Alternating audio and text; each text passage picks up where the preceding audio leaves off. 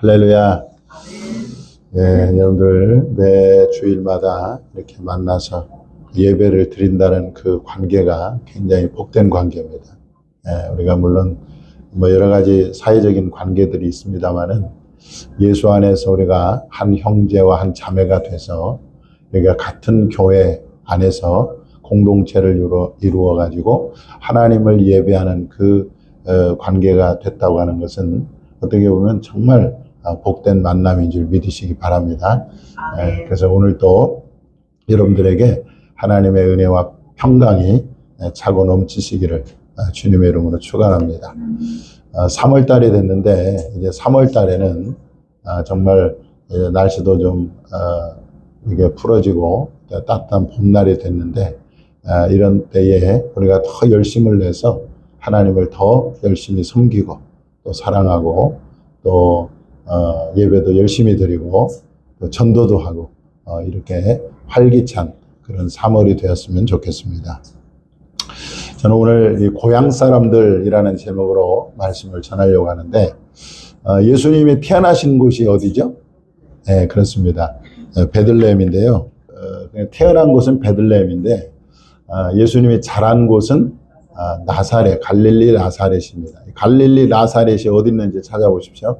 좌우 위쪽에 녹색 부분에 갈릴리가 있고 그 바로 갈릴리 글자 바로 밑에 가나가 있고 밑에 나사렛이 있습니다. 여기가 예수님의 고향이에요. 우리 경미장님 보입니까? 안 보여요? 나사렛 여기 있잖아요. 여기 나사렛. 가나가 이제 예수님의 물로 포도주로 만든 가나. 나사렛 이게 예수님의 이제 고향이고요. 그 다음에 저번에 여기 그 갈릴리 바다를 건너가서 이게 대가볼리 그 거라사인 귀신 들린 사람 고쳐주신 곳이 바로 저 갈릴리 가다 건너편이죠. 전에 이거 날로 좀 끄세요. 그래서 이 나사렛은 예수님의 고향입니다. 고향인데 저의 고향은 전라북도 정읍군 강곡면 녹동부락이라고 있습니다. 근데 지금은 제가 이제 살던 집이 완전히 다 허물어져 가지고 없어요, 가보면. 그리고 이제 제가 군대 제대 후에 이제 그 고향을 떠나왔는데, 그러니까 고등학교 3학년 때까지 그 고향에서 살았던 거죠. 그래서 이제 그러나 이제 지금 돌아가신 그 어머니 아버지 묘가 아직도 그 동네 그 뒷산에 있기 때문에 가끔 이제 명절날 성묘를 가기 위해서 이 고향을 찾을 때 굉장히 좀 고향을 갈 때마다 좀 설레는 마음이 있잖아요. 그죠? 근데 예수님도 이제 나사렛에서 이 목수의 아들, 예수님의 아버지 요셉이 직업이 목수였어요. 그래서 목수였는데, 예수님이 아마 그 요셉을 도와서 목수 일을 하면서 30세까지 고향에서 살았습니다. 그러다가 30세가 된 그 해에 이제 고향을 떠나가지고 본격적으로 구원 사역을 시작해요. 그런데 예수님이 이제 고향을 떠나가지고 가버나움이라든지 가나라든지 또 예루살렘에 가서 하나님의 말씀을 전하고 복음을 전할 때 엄청난 그 성공을 거둡니다. 그래서 예수님이 한번 떴다 그러면 사람들이 어마어마하게 모였어요. 그곳에서 이제 병도 고치고 귀신도 쫓아내고 하나님 나라도 전파하고. 그러니까 오늘날로 말하면 그야말로 유명 인사가 된 겁니다. 그리고 이제 오늘 본문에 예수님이 고향에 가신 거예요. 거기에 이제 제자들도 따라가지 않습니까? 자, 고향을 떠나왔다가 고향에 가는 예수님의 마음이 어땠을까라는 것을 한번 생각해 보면 아마 예수님의 마음도 내가 자란 또 고향 땅 그리고 친구들, 친척들 또 동네 사람들, 정들었던 동네 사람들, 이 사람들을 만나러 간다고 할 때에 좀 마음이 설레이지 않았을까 이런 생각도 들고요. 또 이제 나사렛의 그 고향 사람들이 예수님의 그 놀라운 사역들을 이미 들어서 알고 있었어요. 예수님이 가버나움이나 또는 여러 지역에서 막 기적을 행하고 능력을 행한 것을 나사렛 사람들도 알고 있었단 말이에요. 그러니까 예수님의 마음에는 아마 나를 대대적으로 고향 사람들이 환영하지 않을까라는 그런 기대도 있었을 것이고, 동시에 그들에게도, 우리 고향 사람들에게도 가서 이 천국 복음, 하나님의 나라를 전해서 그들도 구원을 받고 하나님 나라의 백성 삼아야 되겠다라고 하는 그런 또 마음도 가지고 고향에 갔을 것입니다.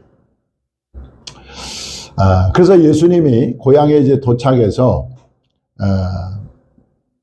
그 안식일을 기다렸어요. 왜냐하면 이 안식일에는 유대인들은 다 회당에 모여가지고 이제 하나님 말씀을 읽고 또 해석하는 것을 듣고 또 하나님께 예배하고 찬양하고 이런 일을 했거든요.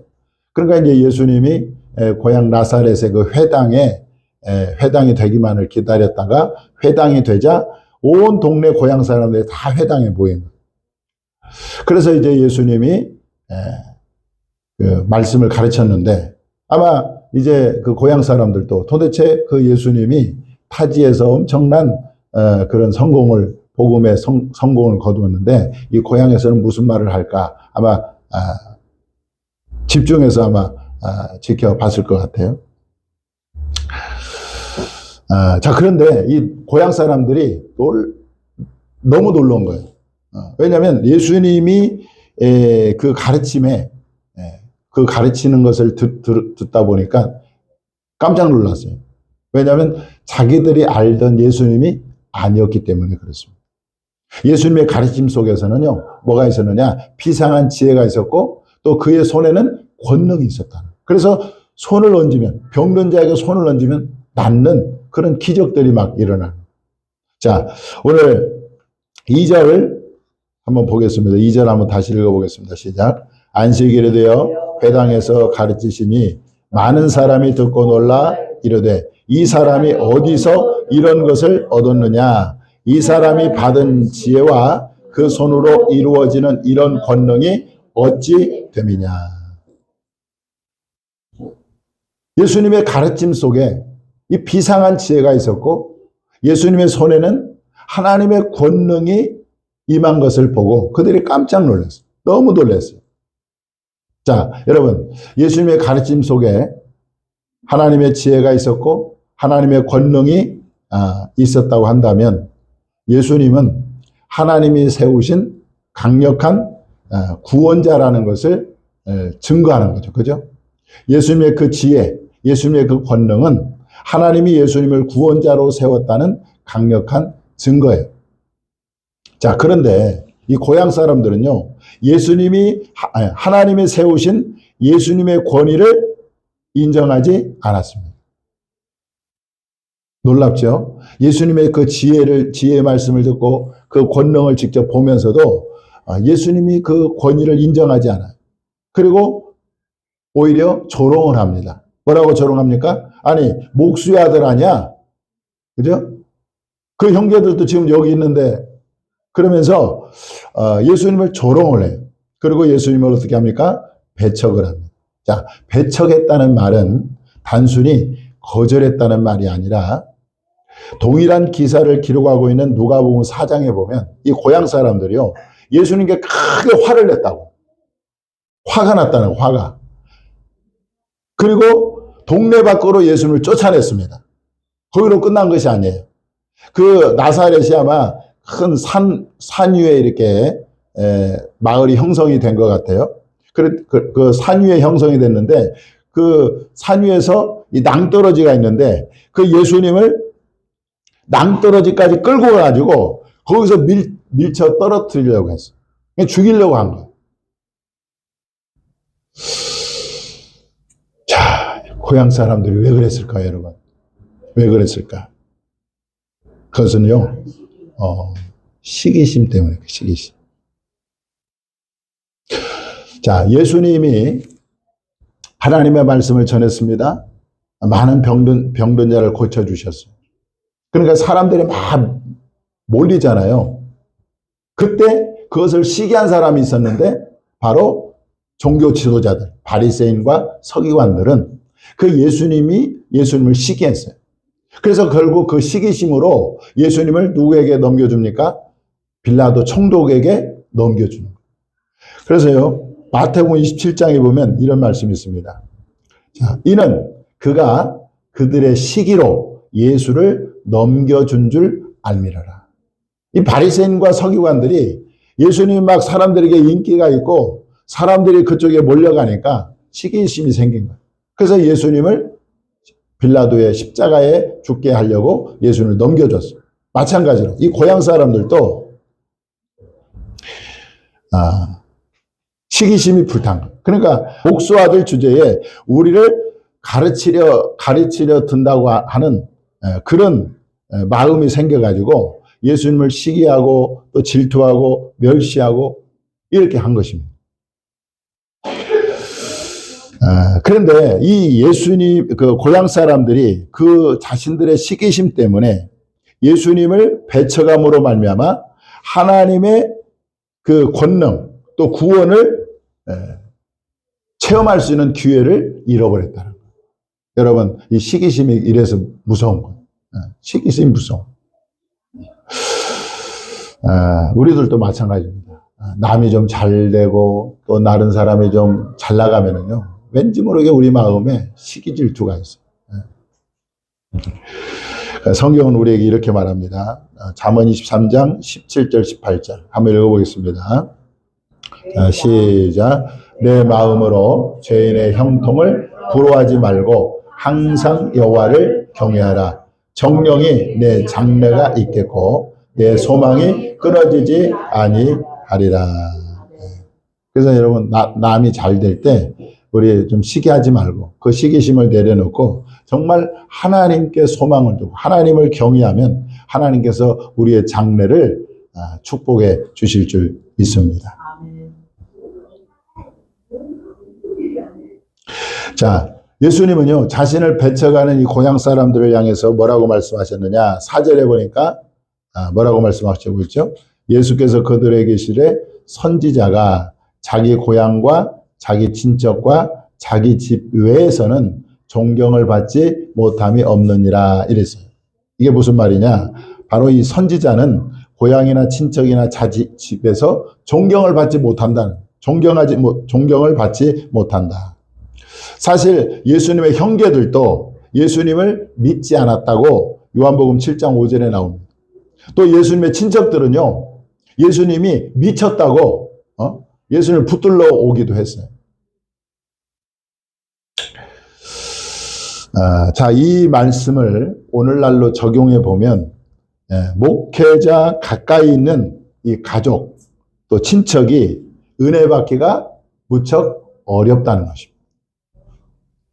왜냐하면 목회자와 이제 같이 생활을 하기 때문에 이 목회자의 뭘 봅니까? 약점도 알고 허물도 보기 때문에 그렇습니다.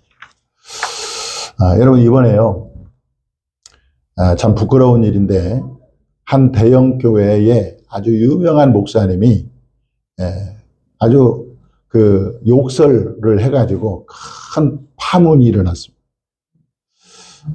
이 부교육자들을 막 문책하면서 진짜 입에 담지 못할 그 막 쌍욕을 하는 게 녹취가 돼서 이게 유출이 됐어요. 그런데 자, 부교역자 입장에서 그러니까 이제 그게요, 평소에 막 그렇게 쌍욕을 하고 막 윽박지르고 막 무시하고 이랬다는 거죠. 그러니까 이제 이 부교역자가 이것은 한번 평소에 그랬기 때문에 이걸 녹취를 한 거예요.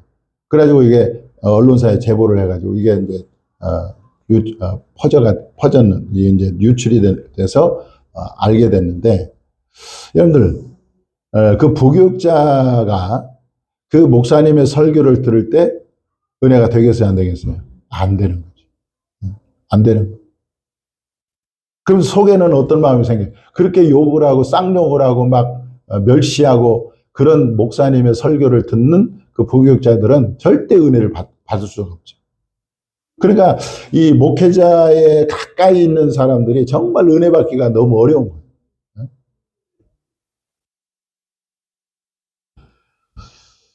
오늘 본문에도 보면은 예수님의 친척들이나 고향 사람들이나 가족들이나 예수님을 존경하지 않잖아요.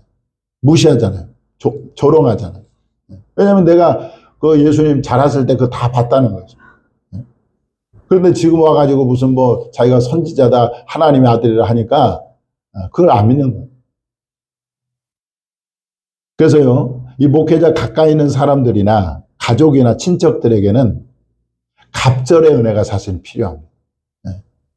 그 목회자의 허물을 봤을 때 그것을 덮을 수 있는 또 큰 은혜가 사실은 필요합니다.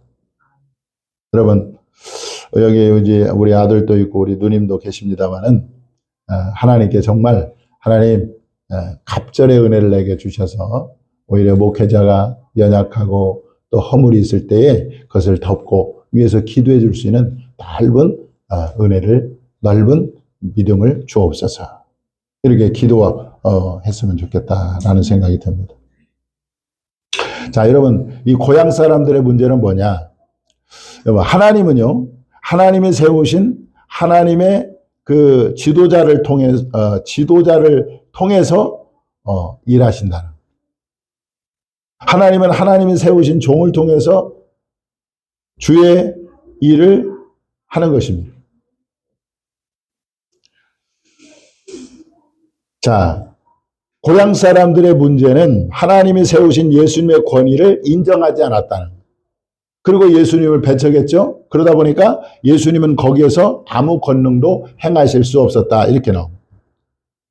자, 고향 사람들이 놓친 부분이 뭐냐? 하나님은 질서의 하나님이기 때문에 하나님이 세우신 그 지도자를 통해서 역사하신다라는 거죠. 자, 하나님은 모세를 세웠어요. 그런데 그 아론이 모세의 친형이잖아요, 친형. 그렇지만 하나님은 아론을 통해서 말씀하거나 역사하지 않고 반드시 주님이 먼저 세운 모세를 통해서 역사하시고 말씀하셨다는. 한 번은 모세가 이제 구스 여자를 아내로 취했잖아요. 이 구스 여자는 흑인입니다, 흑인. 흑인을 여자로 아내로 취하니까 이 아론과 미리암 누나잖아요. 그 아론 형이니까 모세를 막 비방한 거예요. 그러니까 하나님께서 그것 때문에 이 아론과 미리암에게 진노하십니다. 그래가지고 왜 내 종 모세를 비방하는 것을 두려워하지 않느냐 하면서 그 영광이 떠나감과 동시에 미리암에게는 문둥병이 발아가게 되는 거예요. 그러니까 하나님이 세우신 종을 이렇게 종을 통해서 하나님이 역사하는데 그 종을 비방하니까 하나님께서 진노하는 것을 볼 수가 있어요. 엘리 제사장, 여러분 엘리 제사장은요 하나님이 세우신 제사장인데 이 말년에 이게 어떻게 보면 하나님을 눈 밖에 난 그런 제사장이잖아요. 타락한 제사장으로도 볼 수가 있습니다. 자, 그런데 그럼에도 불구하고 한나가 성전에 와서 아기 낳기를 위해서 간절히 기도할 때 이 엘리 제사장이 처음에는 좀 오해를 하잖아요. 술 취한 여자처럼. 그러나 이제 그 진정을 듣고 한나를 축복합니다. 뭐라고 축복하느냐? 사무엘상 1장 17절에 보면 이렇게 나와요. 자, 한번 읽어보겠습니다. 시작. 엘리가 대답하이르되 평안히 가라. 이스라엘의 하나님이 내게 기도하여 구한 것을 허락하시기를 원하노라 하니. 자, 이렇게 엘리가 한나를 축복해요. 그런데 하나님은 이 엘리의 축복을 통해서 한나에게 임신을 하게 만듭니다. 그래서 낳은 아들이 사무엘이잖아요. 이렇게 하나님은 하나님이 세우신 그 종, 권위를 통해서 그 사람이 좀 엘리 제사장처럼 그렇게 좀 허물이 있고 주님으로부터 좀 눈밖에 난 제사장이었지만 그럼에도 불구하고 하나님은 그 엘리 제사장을 통해서 복빔을 통해서 한나에게 아기가 낳는 그런 은혜를 주시잖아요. 자, 만약 고향 사람들이 하나님이 세우신 예수님의 권위를 인정했더라면 그들은 하나님의 권능과 그리고 치유와 구원을 경험을 했을 것이라는 거예요. 그런데 예수님을 배척함으로 말미암아 그들은 하나님의 구원을 경험할, 권능을 경험할 기회를 잃어버렸다는 것입니다. 자, 그런데 이 하나님이 세우신 예수님의 권위를 인정한 소수의 사람이 있었어요. 그들은 어떻게 합니까? 병고침을 받을 수 있었다는 것입니다. 그래서 여러분들 우리가 하나님이 세우신 권위를 인정하는 게 굉장히 중요한데 왜냐하면 하나님이 세우신 권위를 통해서 하나님은 반드시 그 성도들에게 은혜와 복을 주시기 때문에 그렇습니다. 자, 예수님은요 하나님의 아들이었지만 하나님이 세우신 세례 요한의 권위를 인정하셨어요. 그래서 세례 요한에게 뭘 받죠? 세례를 받아요. 아니, 하나님의 아들이에요. 하나님의 아들인데 세례 요한을 하나님이 세우셨기 때문에 예수님은 세례 요한의 세례를 받습니다. 그러니까 이제 예수님이 세례 받겠다 하니까 처음에는 요한이 말려요. 내가 당신에게 세례를 받아야지 어떻게 내가 세례를 받습니까? 내게 당신이 세례를 받습니까? 라고 하니까 예수님이 허락하라 이렇게 말씀하죠. 다 우리 한번 읽어볼게요. 마태복음 3장 14절 시작. 요한이 말려 이르되 내가 당신에게서 세례를 받아야 할 터인데 당신이 내게로 오시나이까? 예수께서 대답하여 이르시되 이제 허락하라. 우리가 이와 같이 하여 모든 의를 이루는 것이 합당하니라 하시니 이에 요한이 허락하는지라. 예수님은 하나님의 아들이었지만 하나님이 세우신 세례 요한을 권위를 인정해서 그의 세례를 받아요. 반면에 이 바리새인과 율법 교사들은 하나님이 세우신 이 세례 요한의 권위를 인정하지 않습니다. 그래서 세례 요한의 세례를 받지 않아요. 그럼으로써 그들은 자신들을 위한 하나님의 뜻을 저버렸다. 이렇게 성경은 나옵니다. 누가복음 7장 29절 30절 읽어보겠습니다. 자, 시작. 모든 백성과 세리들은 이미 요한의 세례를 받은지라. 이 말씀을 듣고 하나님을 의롭다 하되 바리새인과 율법 교사들은 그의 세례를 받지 아니하므로 그들 자신을 위한 하나님의 뜻을 저버리니라. 그러니까 이 바리새인과 율법 교사들은 하나님이 그 세례 요한을 통해서 베풀고자 하는 그 죄사함의 은혜를 그들은 거절함으로 받지 못했다라고 말씀하고 있어요. 자, 여러분 오늘날 교회 안에 하나님이 세우신 권위는 바로 목회자입니다. 목사예요, 목사. 자, 예배소서 4장 11절 12절에 보면 하나님이 세우신 직분자들이 나옵니다. 거기에 보면 목사가 나와요. 다 읽어보겠습니다. 시작. 그가 어떤 사람은 사도로, 어떤 사람은 선지자로, 어떤 사람은 복음 전하는 자로, 어떤 사람은 목사와 교사로 삼으셨으니 이는 성도를 온전하게 하여 봉사의 일을 하게 하며 그리스도의 몸을 세우려 하심이라. 아멘.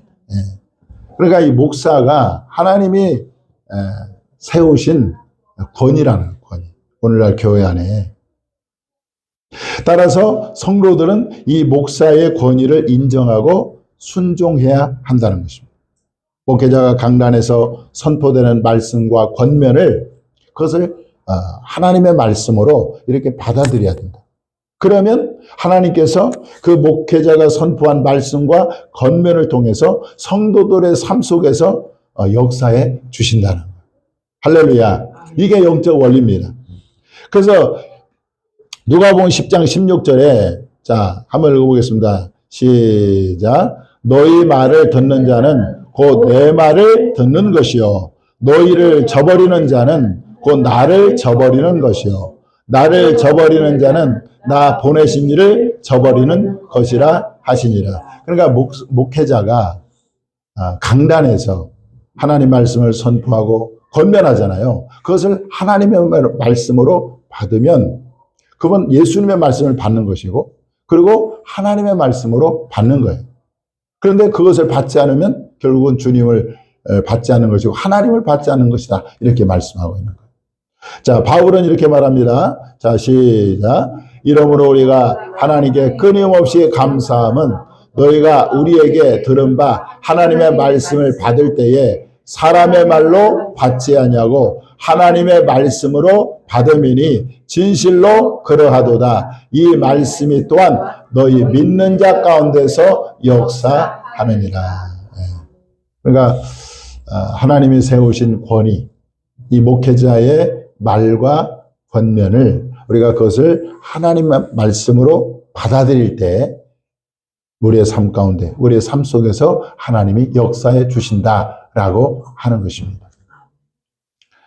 자, 한 구절 더 한 구절 보겠습니다. 히브리서 13장 17절 시작. 너희를 인도하는 자들에게 순종하고 복종하라. 그들은 너희의 영혼을 위하여 경성하기를 자신들이 청산할 자인 것 같이 하느니라. 그들로 하여금 즐거움으로 이것을 하게 하고 근심으로 하게 하지 말라. 그렇지 않으면 너희에게 유익이 없느니라. 아멘. 네. 너희를 인도하는 자들에게 순종하고 복종하라. 그렇게 말씀합니다. 우리 찬영제가 있습니다만은 가끔 가다가 이제 저에게 어떤 문제를 상의할 때가 있습니다. 그럴 때 제가 여러 가지 권면도 하고 조언도 하는데 보면은 그대로 그것을 갖다가 이렇게 순종하는 것을 볼 수가 있어요. 그러면 또 그 하나님이 놀랍게 역사를 하는데 간증할 때 보면 이런 표현을 써요. 목사님이 말씀하신 대로 그렇게 되었다. 이렇게 얘기하는 경우가 있습니다. 예. 그래서 여러분 고향 사람들이 예수님의 권위를 인정하지 않음으로 말미암아 그들에게 베풀려고 했던 그 구원과 치유와 권능을 그들은 받지 못했어요. 받을 기회를 잃어버렸어요. 그러나 그 예수님의 권위를 인정했더라면 소수의 병자도 인정했잖아요. 그래서 그들은 치유가 회복되고 구원이 임했잖아요.